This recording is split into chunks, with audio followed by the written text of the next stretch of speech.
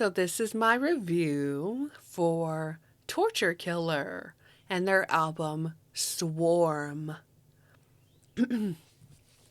I want to really thank the user. I hope they haven't changed their name, but I was recommended this album by Oni64. So I'm going to show a screenshot of your comment. I really, listen to you. Thank you for recommending this to me. Long story short, I really liked this. I really, really liked this album. But so here's my review for Swarm. So, Torture Killer is a band from Finland. Torture Killer, not to be mistaken for the, let's see, not to be mistaken for the Louisiana band Ritual Killer, but Torture Killer themselves are from Finland. And I believe they're still around, at least in 2026 as I record this. But the band seems to have been named after the 6 Feet Under song of the same name. And this album is actually their second one, which was released on February 20th, 2006. I will say from the beginning, I was shocked. I didn't expect this album to be this good, honestly. Yes, you hear Chris Barnes as he went towards his more like zombified type of sound voice that was popularized or has been popularized with 6 Feet Under. But there are parts where he does gutturals in the songs, kind of like what you would hear from his Cannibal Corpse days. In many ways, I felt like this album was what 6 Feet Under was supposed to sound like, right? A band that is musically so great and talented that you could forgive any silliness from Chris Barnes' antics. I guess that I really shouldn't have been so surprised, though, as the band itself is from Finland, as I stated before. But there are some really great death metal bands that have come out of Finland. Seriously. Two that came to mind when I was listening to this were the bands Demigod and Rippikulu.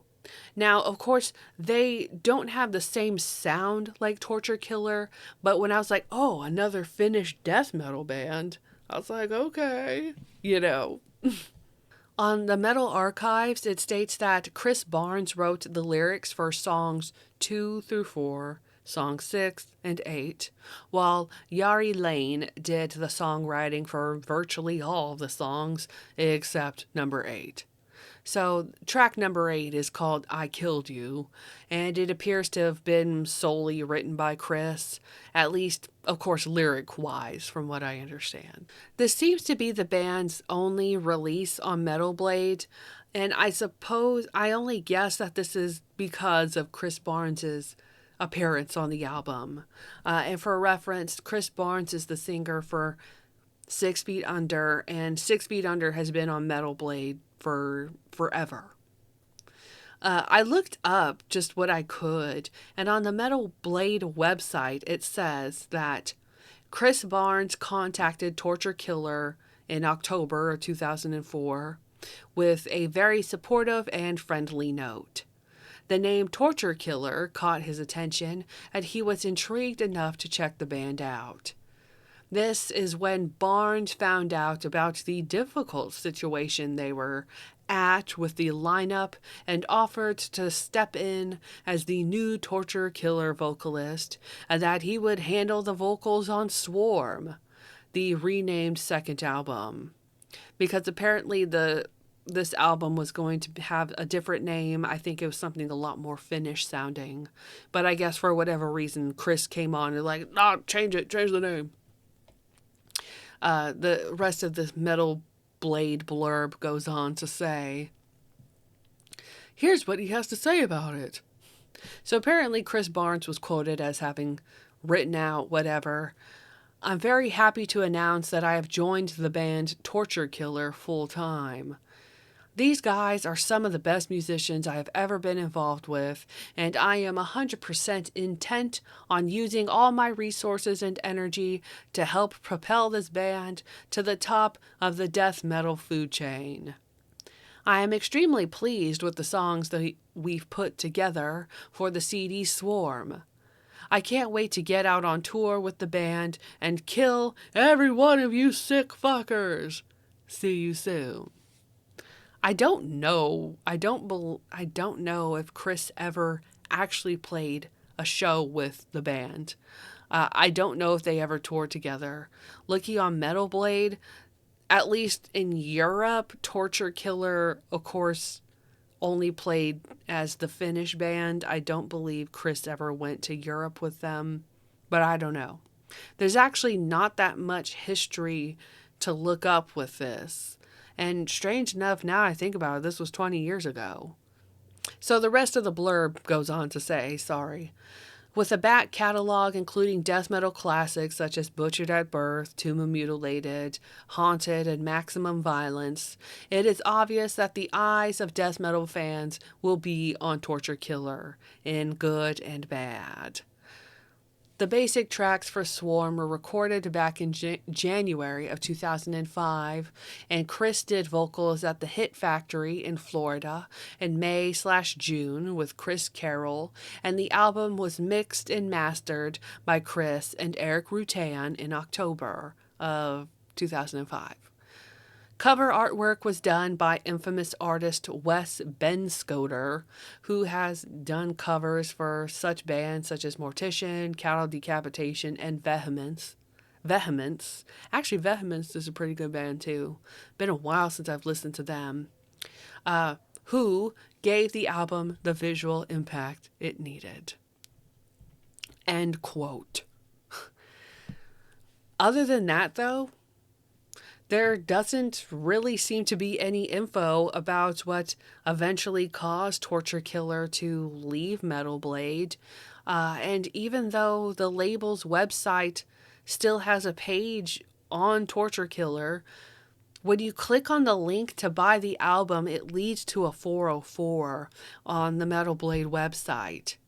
Even though the band has a Bandcamp, this album is not on it. So it seems that this album is not available for purchase anywhere officially. Nor can you legally download it anywhere, which I think is a real shame, because this is an album I would actually buy, believe it or not. Hey, I wrote down in my review, hey Metal Blade, let us buy this. Seriously, Metal Blade, if anyone from Metal Blade watches this, let us buy this album because I think it's really good. There's one thing I have to say. I think Metal Blade is a little behind when it comes to their website. They need to update their catalog. Seriously. Anyway, at least let us download the fucking shit. Seriously. Anyway. So, here's the actual review, though, of the songs. So the first song is Swarm. The album starts off with the eponymous track, an amazing show of talent from the band. Chris Barnes just simply says swarm twice, which is probably the easiest lyric he's ever had in his entire career. The guitars are so good, though, in this. The tingling thing they do reminds me of a literal hornet. A yellow jacket, maybe? This was, to me, a great way to introduce an album. The second song, if you want to say maybe technically the real first one, is Forever Dead. The first song that consists of Chris's full vocals, and he does that 6 feet under zombie thing where I can see how some people would be turned off by it. But I can forgive it because to me the band itself is just so damn good. There is the interesting lyric in this song that goes, "No escape from this fate," which I'm sure is a nod to the Cannibal Corpse song Fucked with a Knife from the album The Bleeding. In that song, Chris wrote, "No escape from your fate, destined to be mine. Every night I wait to see, in the night, watch it." Anyway, I think that it makes sense, though, that he would do this, considering that The Bleeding had come out only a little over a decade before this album. There's a part in this song where Chris does those deep gutturals that is very similar to his Cannibal Corpse days, which proves to me that at least in this point in time, he had the capability to still do this. For the most part, though, you hear Barnes's hollow zombie vocals. After that is the song Funeral for the Masses. The song starts out with a really awesome and heavy guitar riff, like they were on a mission. I wasn't a fan of Chris's vocals on this too much, as his hollowed out voice didn't seem heavy enough for the band's instrumentation. I feel like Chris should have been more guttural, opposed to what I suppose you'd call the decayed voice that he had. At times, it almost seemed like his voice would kind of crack or something. Other times, he would nearly hit the nail on the head with the lyrics that he had. Overall, though, I really liked that song. After that is the song called Multiple Counts of Murder. The song immediately starts off fast, and the drums do what I like to call traveling. It feels like they're a moving set of wheels just on the go.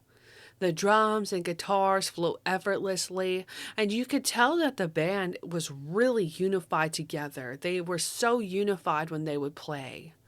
The solo is very good and almost progressive, progressive metal type like. It's a bit reminiscent too of that time period, 2006, but it's not outdated.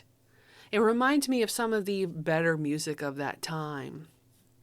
I'll be honest though, as much as I like the band on this track, I don't really care for Barnes's vocals on this one too much. I would have preferred for the harder, deeper, more guttural sounds from him once again. I do like how he ends the song, though. It's like a horror movie killer getting ready to kill again for the sequel of a movie. After this is the song Obsessed with Homicide. I liked how this song started out, and I felt like Chris's vocals did well on this one, fitting in with the band rather naturally. I do wish that when Chris chanted kill multiple times, that he did it more in time with the band. He seemed a little off when this was done. And I know that his vocals were recorded separately from the band, who of course recorded in Finland, but I still don't understand why the post-production didn't time this correctly. But even still, I like the song. After that is the song called Sadistic. This was definitely one of the more sick songs from Chris Barnes that he's written lyrically, and actually akin to what you would see on his older albums such as Tomb of the Mutilated. The lyrics to this song and majority of the album, really, are very much like a horror movie. I feel like Chris's writing style is just like that in general, honestly, where he emulates the horror movies that he watches. The song's lyrics remind me of something from Texas Chainsaw Massacre, the 2003 remake. I liked the band's playing on the song more than I enjoyed Chris's vocals, though he closes out the song well, in my opinion. After that is the song Cannibal Gluttony. This was another song that starts out immediately, and I love it. The guitars are like a swarm, if you will. A cloud of hornets that would engulf someone and sting them to death. Now that I think about it, I don't know why none of the lyrics to any of the songs ever included this. It would have been pretty cool, I think, to have in super metal, right? To have a death metal song about killer bees or something. There's really not many songs about killer bees in general. Somebody needs to do that. What I really enjoyed about this song was how the band wrapped around from the beginning to the end with their riffs. It's like they were really drilling the point in. Driller, killer. After that is the song I Killed You. Chris's vocals I found were okay here. He sounds a little too zombified for me in the beginning. I think that this song would have benefited from Chris's deep gutturals, though he sort of achieves that a little bit here. The band has more time to do their thing in this song, and I appreciate the moments where we can just hear them play. Sometimes I feel like Chris Barnes has a sock shoved down his throat, and I'm curious how he even achieved that type of sound. The band sounds badass though. The next song is Heading Towards the Butchery. Another great song that starts off badass. The band I found was on point and just really jammed. Chris's vocals sounded more hollowed out by this point on the album and almost a little too tired.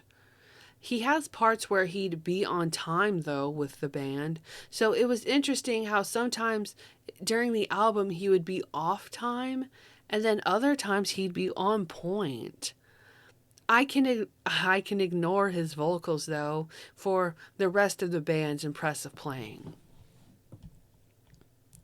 The final song on the album is called A Violent Scene of Death.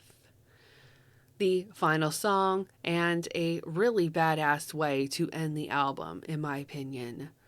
It really grooves, and to me, I feel like Chris must have really enjoyed the music too, as he was a lot more in time on this track than some of the others. He sometimes does those gutturals like you would hear on The Bleeding, which I loved. He'll still have that hollowed out sound, but once again, I can forgive it because of how good the band is. And I know that I keep saying that for every song, but I feel like the band itself, bass, drums, guitar, they're really, really good. These are very talented musicians, seriously. I feel like in general, everyone had fun playing the music on this album, on this song too, because the song is so high energy. And the way it ends, the way this song ends, the way the album ends, it makes me want more. Seriously. Overall, I really enjoyed this album. Seriously. I wish that we could buy it online somewhere because, like I said, it's not available on the Metal Blade website. It's not on the band's Bandcamp either. There are parts to Chris Barnes' vocals that I don't completely like, but I feel like the rest of the band's talent is so good, you can easily ignore him. And I know it's like, you shouldn't ignore the vocalist. And it's like, some people are like that, okay? I feel in some ways this is similar to how many people can't stand Dave Mustaine's vocals in Megadeth, but I feel like the overwhelming majority of this band makes this album worth listening to. Listening to more of Torture Killer's discography on Spotify, they seem to be a talented set of people. The way I listened to this album was on Spotify because I guess that's really the only way to listen to it. I think it's also uploaded on YouTube too.